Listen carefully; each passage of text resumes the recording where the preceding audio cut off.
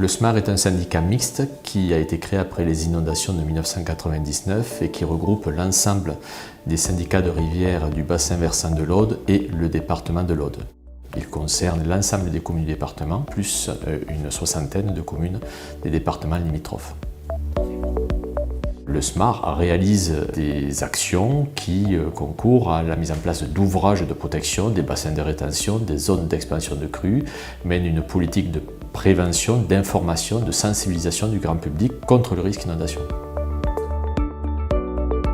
Dans les communes où il existe un risque majeur, et notamment le risque inondation, les maires ont obligation de mettre en place un plan communal de sauvegarde qui est en fait un outil qui permet de renforcer la mise en sécurité des biens et des personnes pendant la gestion de crise. Le SMAR, dans son rôle d'assistance aux communes, permet d'élaborer les plans communaux de sauvegarde des communes concernées. De manière générale, après une crue historique, les communes posent un repère de crue pour visualiser et marquer le niveau d'eau de cette crue historique. Ce repère de crue, outre le côté réglementaire, est aussi un outil dans la mémoire du risque.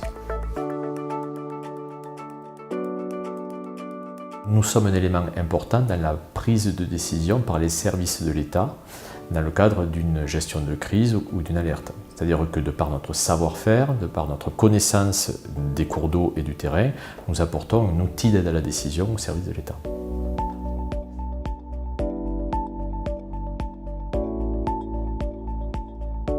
Lorsque notre territoire est en alerte ou en vigilance, nous avons établi un protocole interne au SMAR qui nous permet de mettre nos techniciens de rivière, de garde, pour, sur le terrain, être présents en cas de besoin.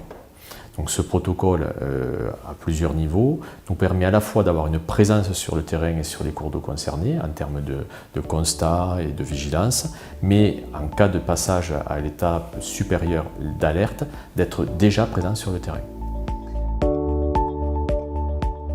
Nous avons des actions de sensibilisation à la fois à destination des élus, ensuite du grand public et ensuite des scolaires. Notre territoire sera toujours soumis au risque d'inondation. Il faut donc que les personnes qui vivent sur ce territoire-là puissent se dire « oui, on vit sur un territoire soumis au risque d'inondation, oui, il y a un risque, mais nous savons que faire en cas d'alerte, en cas d'urgence, en cas d'inondation ». Nous sommes tous concernés par le risque d'inondation. Donc à ce titre-là, que nous soyons des acteurs, des collectivités, des personnalités, des particuliers, nous avons tous un rôle collectif à jouer dans la prévention contre les inondations.